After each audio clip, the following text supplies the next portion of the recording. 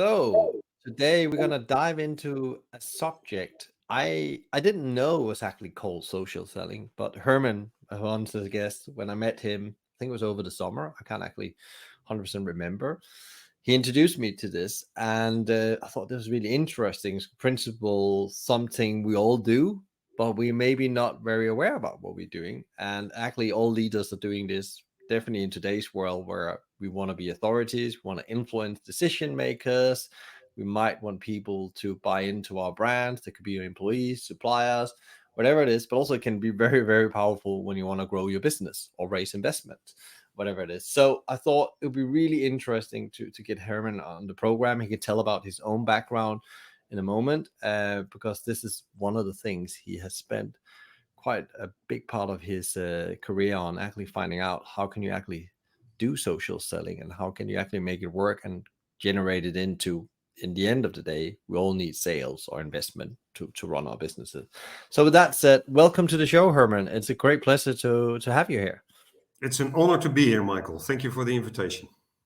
And Herman, just for people to understand a bit about you and the context and why you can talk about social selling and where you have practiced this through your career, can you talk a bit about, you have an incredible career with Nestle, but talk a bit about that, but also how you actually got there and how you actually ended up with social selling, and then we'll dump into the subject of social selling after that.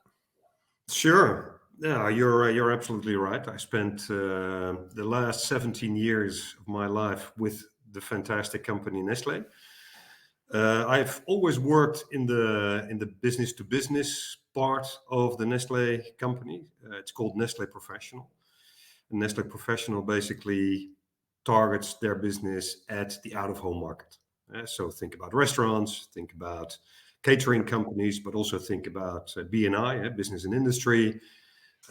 Think about the non-profit organizations like hospitals, et cetera, et cetera. So basically, all the consumption of food and beverages out of home is what Nestle Professional services and caters for. I've had a pretty rich career in Nestle Professional. So I started back in 2006 in the Netherlands as head of business development for both the food and beverages categories. I worked in the Dutch organization for about 4 years, then was invited to join a global team looking at best practices around sales and marketing. We developed a CRM tool. We implemented it in a number of markets. Then, after a few years, I had the pleasure to join the global sales team, where I looked at sales funnel methodologies, sales and lead management. And then, after the global sales role, I joined the European marketing team from Nestle Professional. And that's basically where I first came into contact with social selling. It was around 2014. And LinkedIn, of course, was already quite an active platform. But then that's the moment when I got really interested in LinkedIn. And I'll talk about it in a bit more later.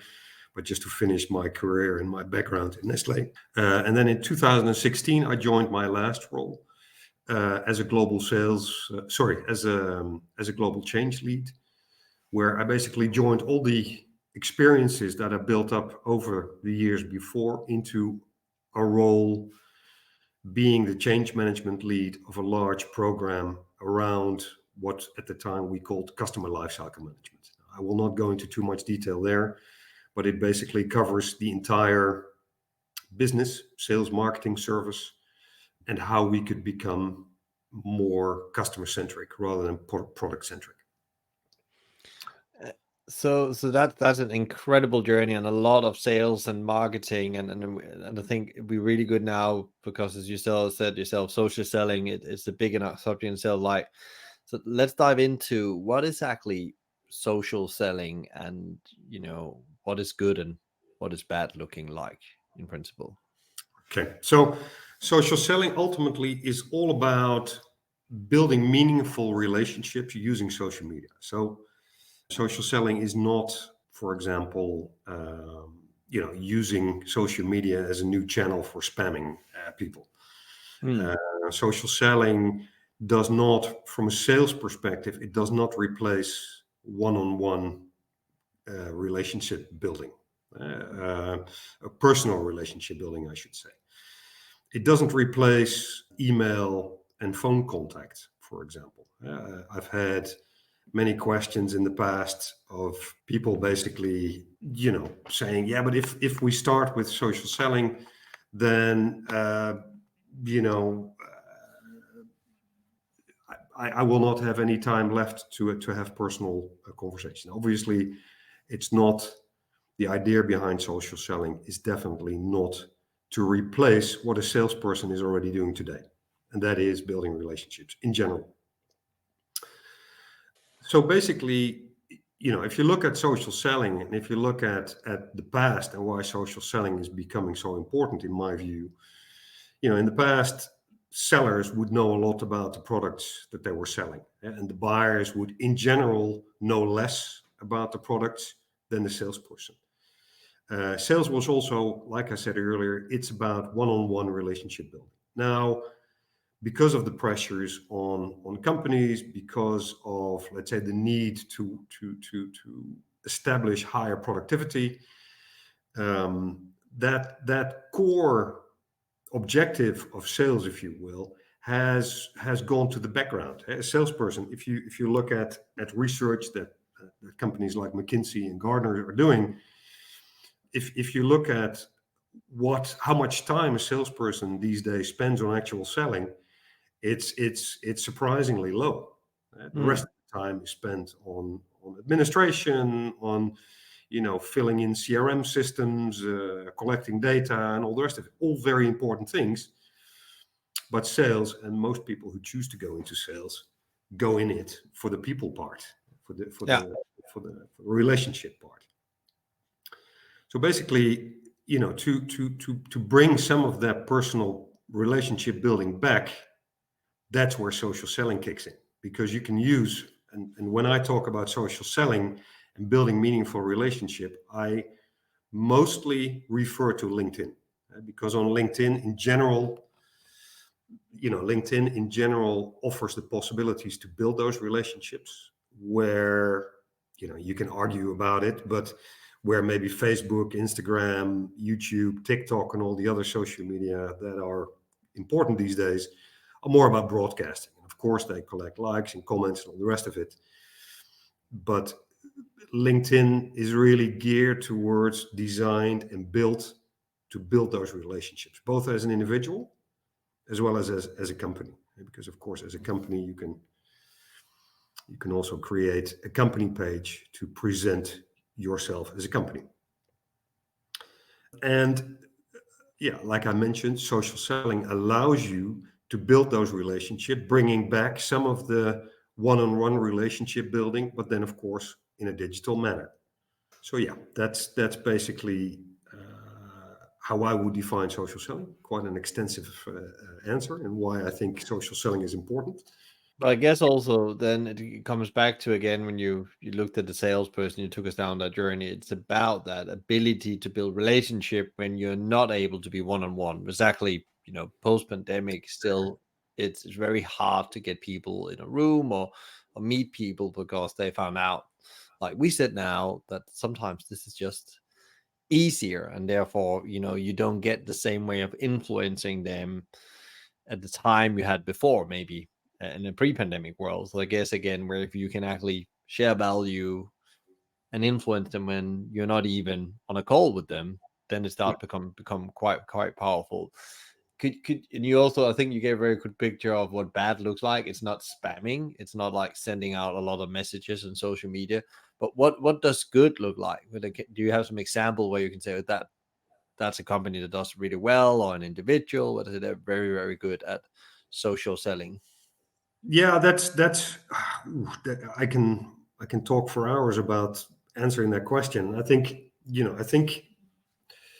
it starts with, when you start with social selling, I think you first need to check the basics, if you will. So if you want to start with social selling as an individual, how does your profile look like? Do you have a good photograph on your profile? Do you have a banner photograph that represents who you are and what industry you work in or what you stand for in life? Are your is your education and are all the, let's say, all the sections of your profile complete? And therefore, does it represent who you are? Mm. I always like to say, you are who LinkedIn, Google, Facebook say who you are. And in a business context, it may be important to mention that when you look at buyers and sellers, people check each other out. If I want to work with you and you're a potential supplier, I will check you out on LinkedIn. I will check your profile. I will see what you've posted. I will read what you've done, and I will form a picture of who you are. And sales is all about trust. So if the content that you post and if let's say the photograph uh, shows trust and you come across as a trustable person, and I then click on your company page and I read about what your company does and what your company stands for and what your company wants to achieve in this world, and it matches what I'm looking for, then the chances of me wanting to do business with you are considerably higher. And if, again, I'm not a statistics person in general, but it's always good to make the point, and it's a statistic already a few years old, so it must be higher. But at the time, about in the pandemic period, 2020, 2021, Gartner found out that 78% of buyers researched their potential sellers and companies on LinkedIn and other social media. So when those people research you and your profile is not what it's supposed to be, if your presence is not who you really are, then you're missing big opportunities.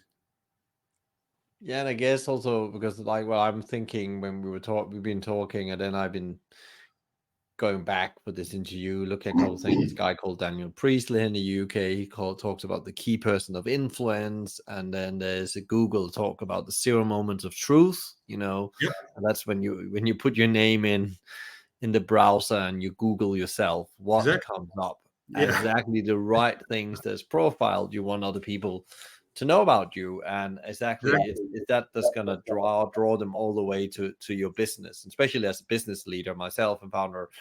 I'm working on that. I'm not saying I'm not done, because you're never done. That's what I've learned. You need to continue tweaking, improving. That even goes to the podcast as well. There's always new things to learn to make sure the podcast stays in the right audience in a way, and the audience buy into it, what you're doing.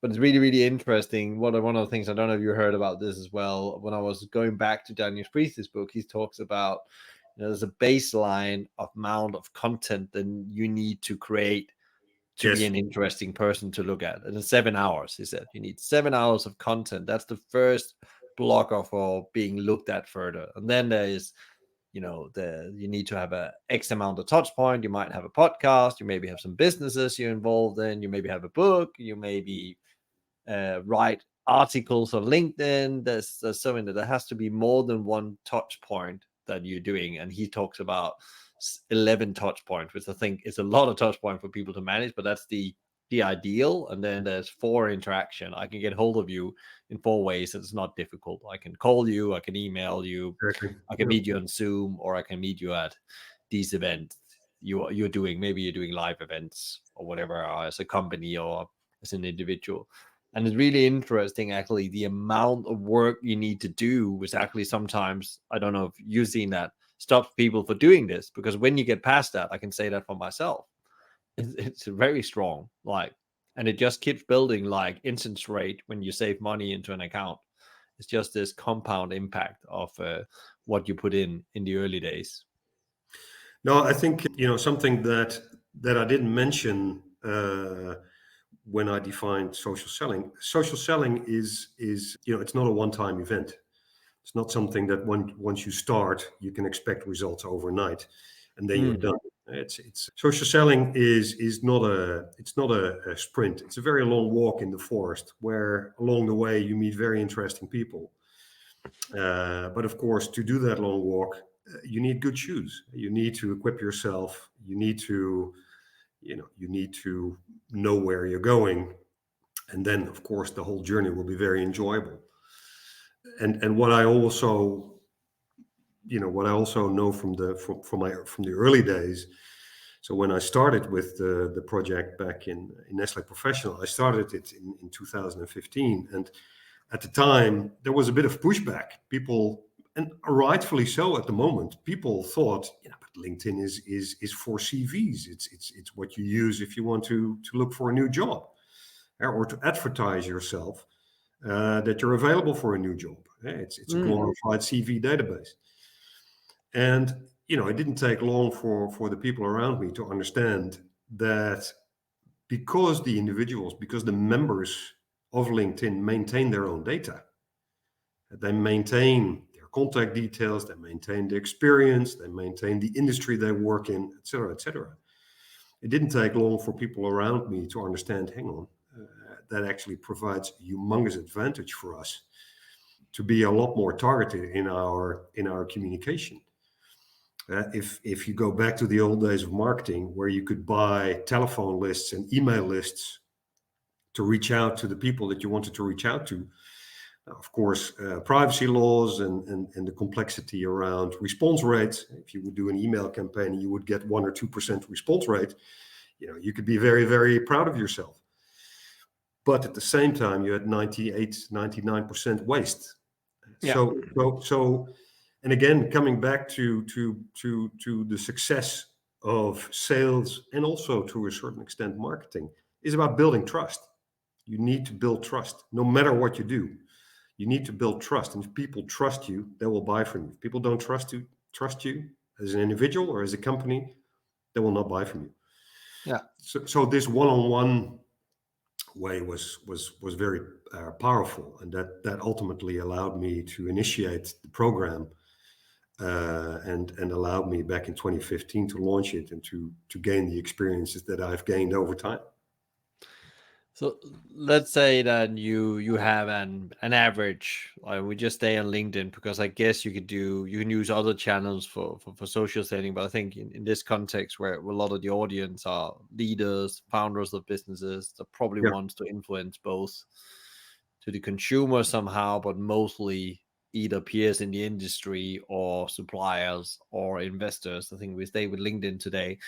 Is there like any best practices to start? Because I guess most people have some kind of profile. I know there are some people that probably start from scratch, they have not even put a picture on yet and so on. But let's say yeah, in the situation here, in the thought situation, we have an average profile that is mostly updated and all. But what is the best strategy to start doing social selling better? What is like the top yeah. advice to No, get started? it's probably the core question.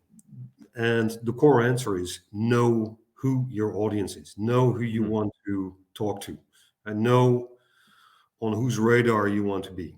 Think about the channels that you want to reach out to and to be visible to. And I think that goes in two ways. So you've got the individual. So, for example, you're a salesperson within a company, or you're the CEO, or even a founder of a company. If you want to be seen, and if you want to be recognized as an owner or founder of a startup, talk about what you do. But you can also use social media, and LinkedIn in this case. For example, so LinkedIn offers a tool called LinkedIn Sales Navigator, and that's what we've used and what we've implemented to a very large extent within Nestle Professional when I was still working for Nestle, because it allows you to go much deeper into the LinkedIn database. It allows you to search for people using a lot of filters that are not available in the free version of LinkedIn. And LinkedIn calls them leads. But it also allows you to search on a lot more, let's say, filters, if you will, on accounts, on the type of businesses that you want to engage with.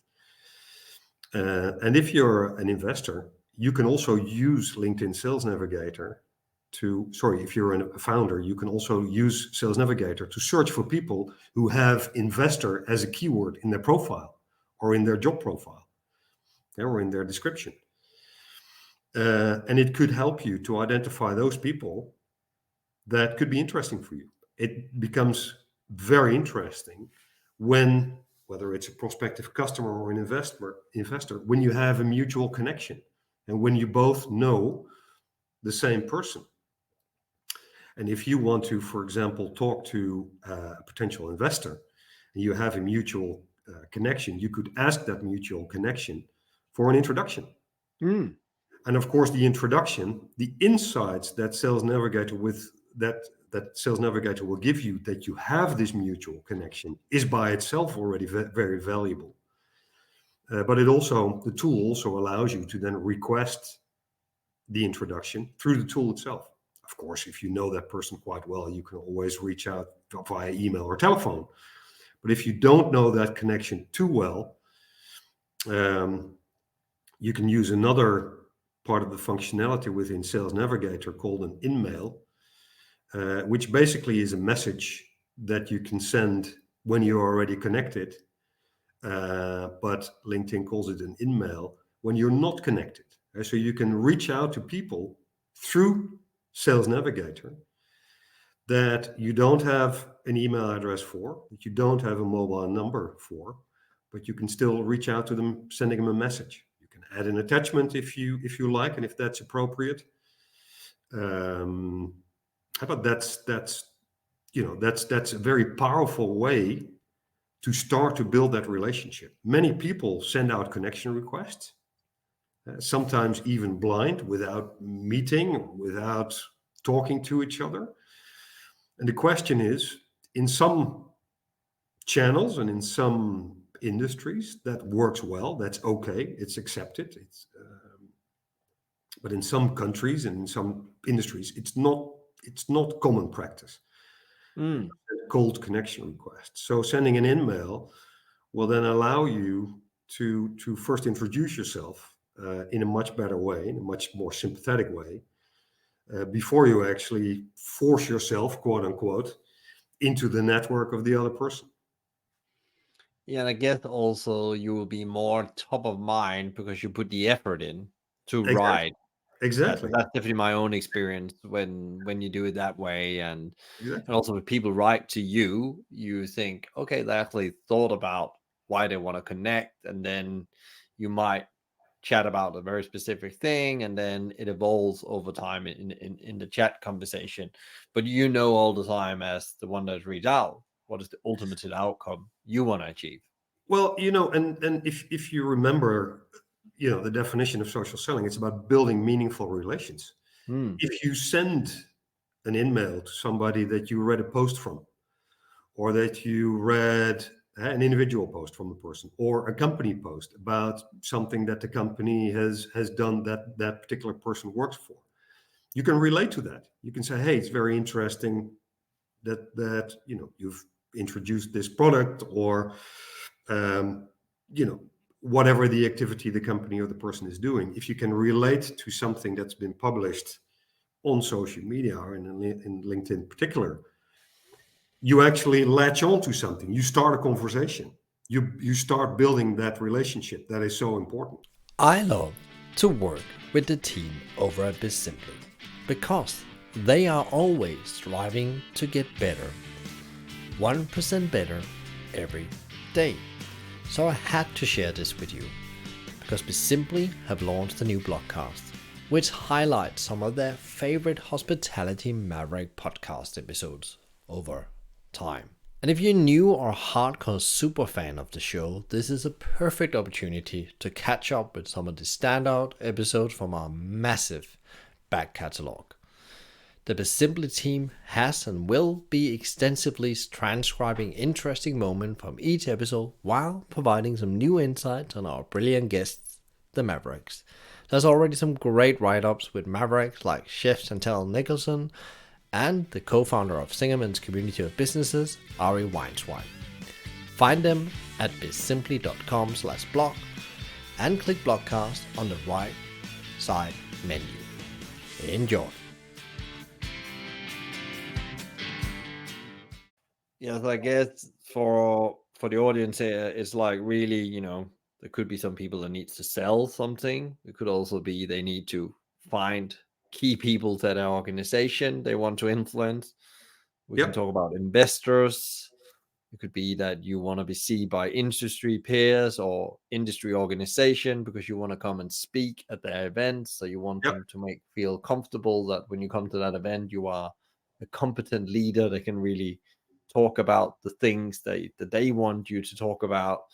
And I guess as well, it's about, in a way, building a foundation that's not just reflecting good on you, but also reflects really good on your business brand if you are the founder, leader, Absolutely. or the CEO of anything or director at any level. Absolutely. Yeah. Absolutely. Now, when it comes to content, you've got several things that you can think about. I mean, you've Yeah. got, of course, let's say the personal content, where as a person, you can write about who you are, what you believe in, and you can write about that as a salesperson. But as a founder of a company, you talked, if you want to achieve something, if you want to be seen as somebody who wants to do good in the world, somebody who wants to change things for the good, it's very important to talk about what you as a person believe in. It's great that you've got the company content. That is, of course, great, but it's always a human being will always be more attractive of what another human being has to say, if that makes sense. Yeah. Then, of course, if you talk about content, you can talk about thought leadership content, post articles, the blogs that you do, you can organize webinars, you can do all sorts of things that help you to position yourself not only as an individual but also as a company, as a thought leader in your industry. It basically helps your potential customer through their buyer journey. It helps them to determine, okay, where does this company can help me in making the right decisions, if that makes sense. From a content point of view, if you just stay here, Herman, it's something you shouldn't do. We now we're on the LinkedIn platform. If there's like things where don't do that, that's not gonna really help you on your journey to build that kind of professional brand you want around yourself and your Yeah, business. yeah. Never do. Basically, the simple answer is never be too promotional, because that's boring. People are not interested in, I've got this product and now it's buy one get one free. Yeah. If you can, and it's a bit of a cliche, but storytelling, really works on social media. And so Yeah. if you package your message into a story, it becomes a different thing. You can become a lot more impactful. Yeah. So if you, for example, indicate a reason why you give a certain promotion, if you dress it up saying, this month we are heavily promoting this particular product because the proceeds go to charity, or whatever the reason is why you do that promotion, it could be more relevant and it could be more resonating with your target audience. But in general, if you're too promotional, people in general don't care less that you've just won a new customer as an individual, or you know yeah, it's tell the stories, make sure that relevancy is high, is a component that is high, or yeah, let me put it another way. Your content should be relevant for your target audience, and of Yeah. course, once in a while Yeah. Or add value. And I had it needs to somebody add tell me once, never get, in general in life, but I think he meant it also when on all platforms. I've had this conversation with people. If you're angry about something, the world don't care how angry you are about no, something if you're not really coming up with solution, if you're just attacking things and actually throwing your anger at problems. I think the Stoics talked about it way back in the Roman Empire. Anger leads to nothing, and it's yes. understandable you would get angry, but then don't grab the social platform to throw that out. That's one of the things I've seen sometimes. I think, okay, well, that brand now is going to be into deep trouble, or something, a consequence going to come out of this that's going to be take longer to come out of than it took to write that post. Well, if content creates anger with your audience, never start a public discussion through Yeah. the comment section under the post. If what is very important that you do is you engage when you post, and Yeah. actually people take the effort to engage with your content. They ask questions, or they put in their own insights, or they put criticism inside, which of course as a company can always happen. I worked for the largest food company in the world, and in the Netherlands we say high trees catch most of the wind. So Yeah. it is part of life when you're in a big company.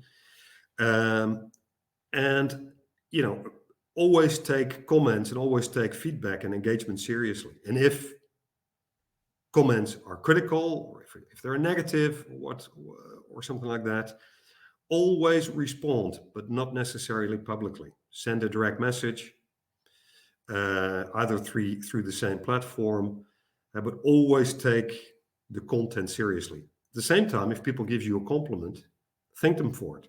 If people put extra insight in there to add to the point that you made, either as an individual or as a company, be grateful.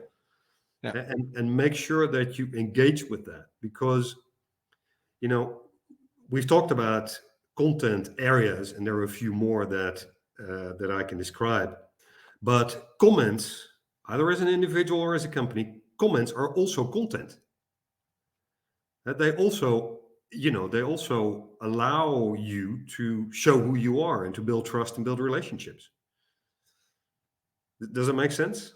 Yeah, the topic, but also because you're building on the already, I guess, from the momentum of the post and when what is all about, as I understand, like getting this, it's like how do you start get a starting shot of something. And actually, it's funny you said before, and I actually wanted to come back and we can tie it into this. And actually, when you as a founders of business become very clear about something you believe in, and for example, I believe that pulses is the best way to feed the world, and I talk a bit about that on LinkedIn. That had huge traction, and Yeah, people get very engaged in that, or either people write to me outside the platform, yeah, asking where can I get more information about that, and then you start a conversation in direct messaging and so on. So yeah, again, it's really powerful when you step forward and talk about why you believe in your business is necessary to be in the absolutely. world, or so I think it's really, and that's really where the comments comes in again, where you can get more of your beliefs in, and beliefs Yep, drives action, yep, and then the belief's going to be fueled, and then there's more action, and that could also be action of other people that put things in the comments. So I think it's the whole belief framework, and actually I think often we go on to advertise, as you say, and don't think about actually we need to talk about what we believe in and the exactly. change we want to see that needs to happen, because we're always moving forward. Time is a forward moving thing, so we want to see something better, and if you can give people hope, I guess you also build meaningful relationship with them, Yeah. and that's your job as a business owner slash founder, I would say, in the most thing. So I think totally gives sense that that's the approach. I don't know if that gives sense in your view what I just said, Oh, but I think absolutely. And I think if somebody comments, if you mentioned the example of your startup Pulse Kitchen, I mm, think if people comment or send you an email, or add their ideas or have questions to you in a direct way, you can use that as a topic for your next post. You could, if because obviously if one person has that comment or has that question, you can bet your bottom that others will have that same question or concern as well, but they haven't reached out to you. yeah. So use it as a theme for or a subject for a next piece of content. So yeah, so content. Social selling is nothing. Ultimately, it's nothing without content. Whether it's an email, a message, a post, a carousel post, video content. Whatever content you share, it's important. And creating content is not always easy. It's as I said, it's not a sprint. It's something that you have to do consistently over time and on a regular basis. You have to be interesting, and the danger is that for your audience, you start banging on the same drum all the time. So you have to, when you think about your content strategies, you have to think about how can we go beyond what my core business is, but it still should be relevant, of course.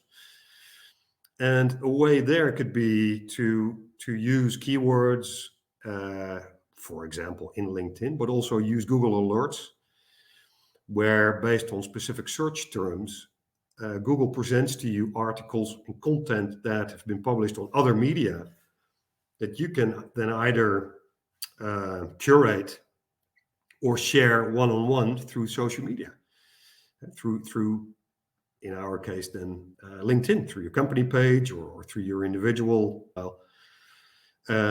which ultimately, if you can add those insights, if you can add and if you can bring more added value to your audience,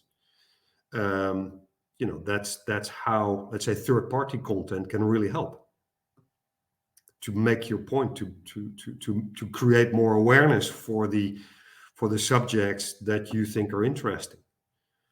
Yeah, and I guess also it helps you sometimes to not have to create everything from the bottom. It could be that you're Absolutely. just sharing something that had high value for you Yeah, as you're reading it through, and then if it has high value for you, it probably will have some to somebody else in your network, or they exactly. will actually have a look at it because they already, as you say, they know you, they like you, they trust you, so Yeah. they will definitely go and read that book or whatever it is that you're sharing, because actually that builds, and also that shows you're not just promoting business, but you're also trying help others getting better, I guess. Well, I think credibility helps to build trust, and credibility is something that you can achieve by sharing the content with your audience that your audience is interested in. And if you help educate, quote unquote, your audience, if you make them smarter, if you make them wiser about the topic that you all care about, that you and your followers and your customers care about, for whatever reason. It can be idealism, but it also can be very pragmatic information. It can be insights on how to run a better business. I loved your recent posts on Zedible for Paul's Kitchen, on how that platform can help buyers determine the impact of when they buy your product. Mm. It's not just saying, "Hey, we've got a great product," but actually, when you buy our product compared to a traditional meat-based product, you are better for the world. And don't forget, a large number of companies these days, big or small, it doesn't matter, have sustainability in their mission. They want to, whether it's greenwashing or not, but a large number of companies want to do better for the world. Yeah, And I if think you also can, we are at a point in time that it's just like, if you call it, as you said, it could be greenwashing, it could also could be not, but there is definitely in 5 years' time, if you're not making an it's a impact or you're not no-brainer, making, absolutely. then you're definitely out of business, I think. No doubt about it. No doubt about it. But buyers, for example, in my experience working for Nestle Professional, of course, we dealt our salespeople deal with a lot of buyers, and the buyer's objective is to buy the same stuff, but then a couple of percent cheaper than last year.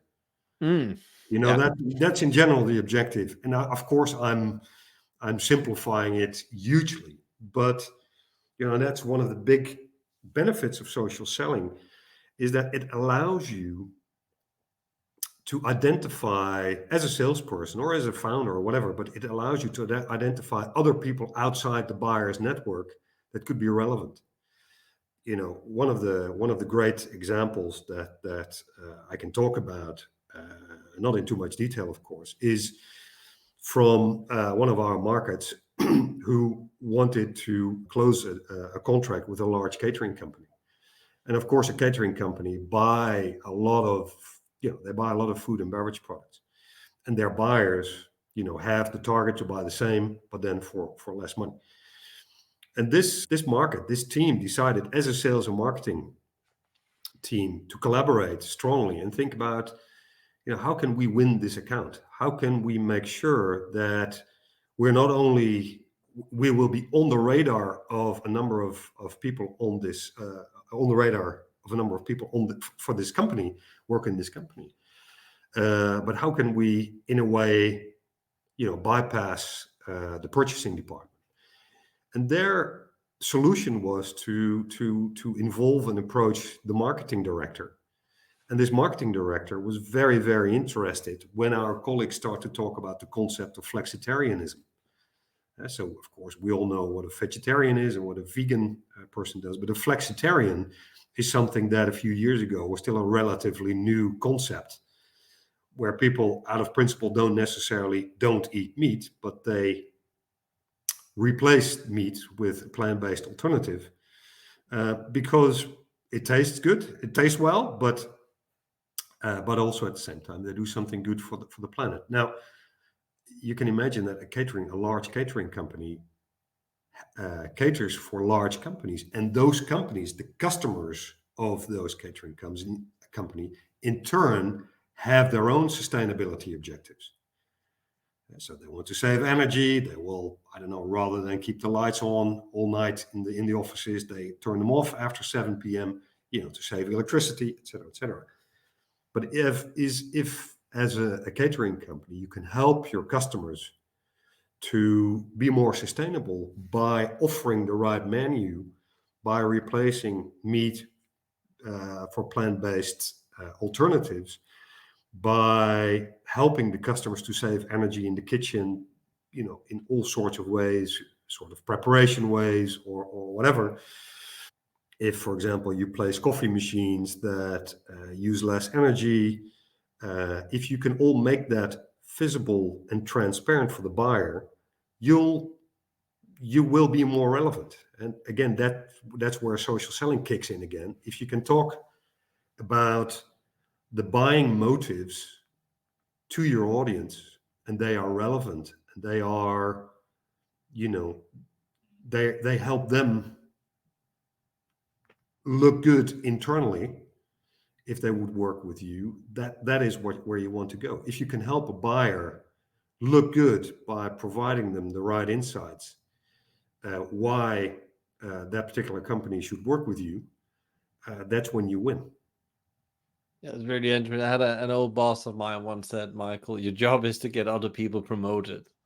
Yeah. Always, although it doesn't matter what you do, if you run operation, HR, whatever it is, your job is to get other promoted, and you will eventually yourself sell or get promoted, and that's your biggest job in life if you want to Absolutely. influence. And then he gave me a book that's called I think what it's called. Let me just turn it around here. So it's called Power. Yeah, Power, and it's about actually how you understand power in society and organizations. And I'd never read it in my early years. I read it much later, and then that was why he was talking about that, because it was like this heavy book of 300 pages. So my early 20s was not so interesting, but I got to it, and then I really understand now that that's your job.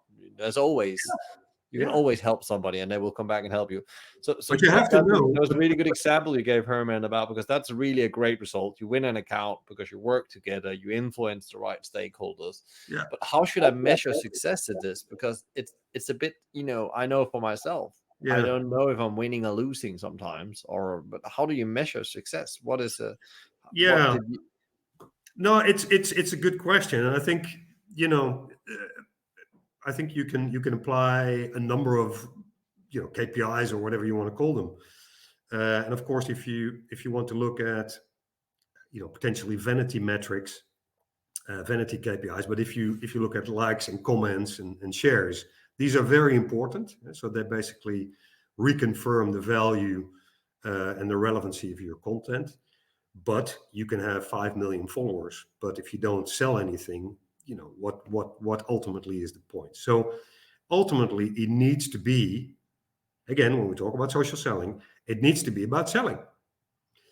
But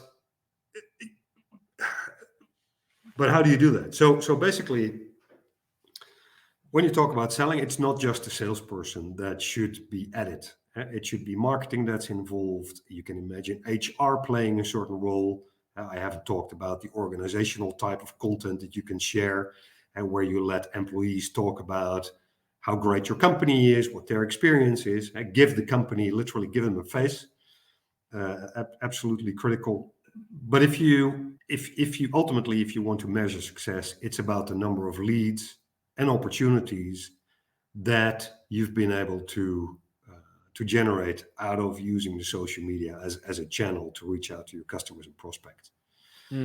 So A number of ways to do that, of course, is when you have a CRM system. So when you manage leads and opportunities, when your business is a little bit larger, I can imagine that if you have a very small business, you don't necessarily have a CRM system or a Salesforce automation system. But when you have, it's always important to record where that lead came from. Did it come from a campaign? Marketing, of course, can run sponsored campaigns.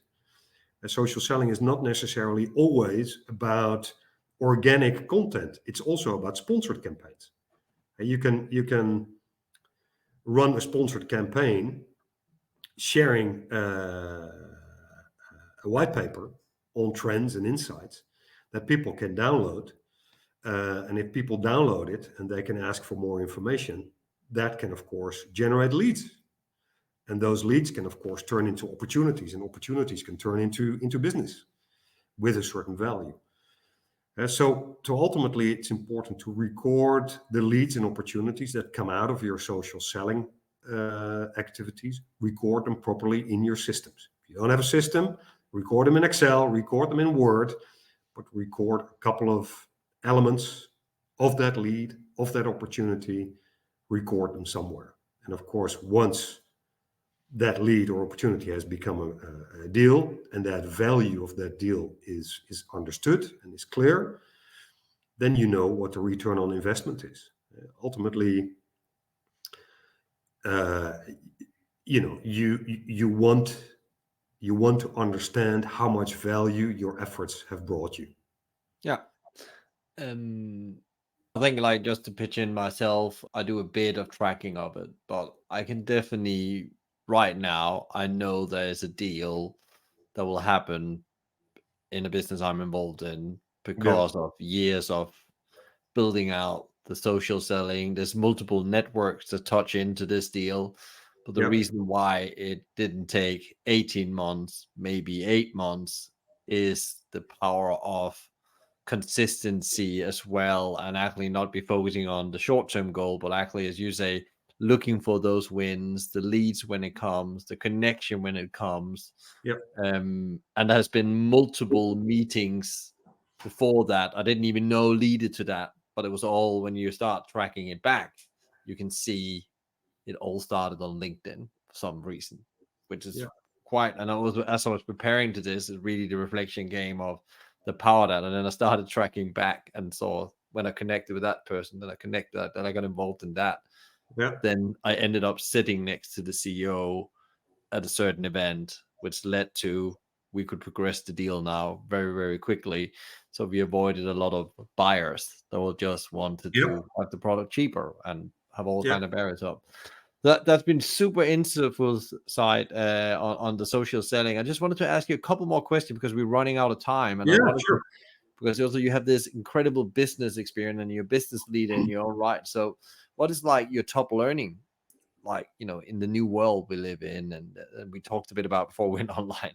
It's mad out there, and every week Yeah, there's some kind of event, if it's a war or something happening in the world where how do you actually how do you actually learn from it going so fast? But what have like been one of your most significant learnings the last couple of years as you have moved forward in the new world order?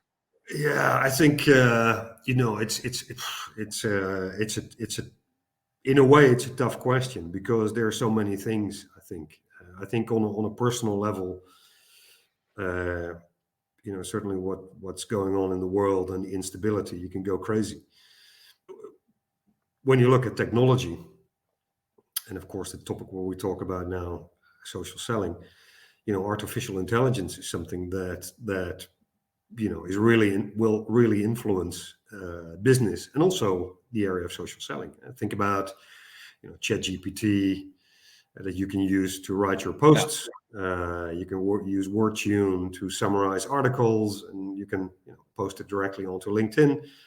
So there's a lot of, let's say, artificial intelligence technology, if you will, that can help you streamline and publish your content. But at the same time, I also notice it with myself. There is also a content fatigue. There's so much out there that how how can you remain relevant? And sometimes it's better to stay silent for a while. Do you always have to make noise? Uh, Mm. and it's my conviction that when you do make noise, it has to add value. It has to make sense.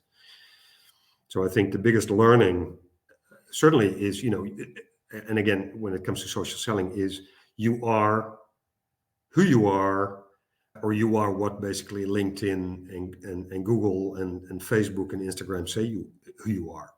Yeah. So never forget that. Think, and if you consider that, if you think about how your presence is, what sort of content you have, but also how your profile looks like, et cetera, because that's under your control. At least, digitally, your your visibility is good. Yeah, how you say that? The perception of what people think about, as you Yeah, said in the beginning, and I love actually you giving a bit of advice here with like actually I think I got many years ago. I think I wasn't this because I worked at McDonald's. We had this Stephen R. Covey, 7 Habits of Highly Effective People, and then he talks about the circle of influence. But in principle, you can only, in a world of chaos, you can only control what you can control, yeah, exactly. and you have to focusing on that. If you try to focusing on all the things you can't control, you go mad, as you said.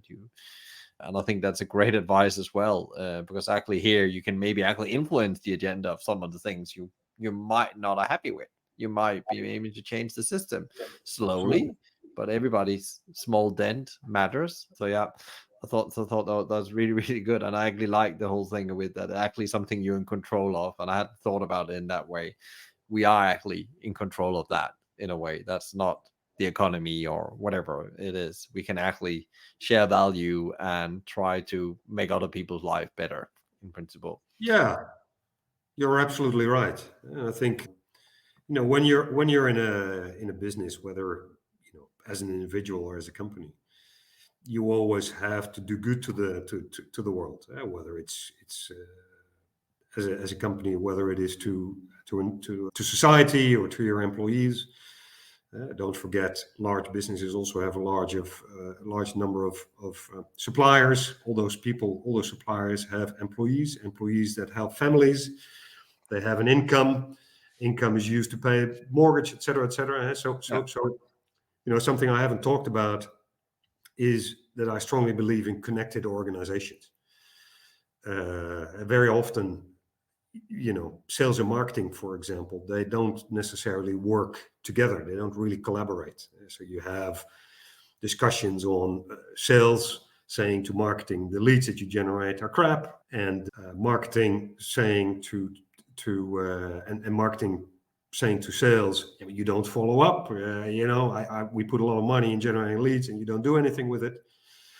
And this sales and marketing collaboration is critical to basically to be as effective and as relevant as you can be.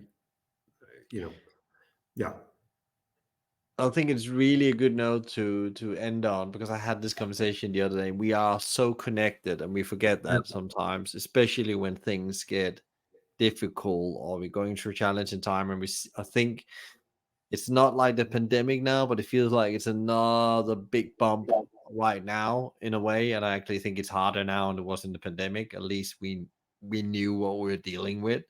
And now it's like all these, untangible things, is the economy bad? Is it good? And really, people have different experiences, because like inflation is good for some, it's bad for others. And there's so much example of that thing. Actually, understanding the power of how we are connected inside organization, but also outside. And at the end of the day, that's will never change and has huge impact. What we do with the knowledge we have and the good stuff put out in the world. Where can people find out more about you if they want to connect with you? I guess LinkedIn is one way. and LinkedIn is probably the best way. If people want to reach out to me, they can go to my LinkedIn page. My email address and my phone number are on there.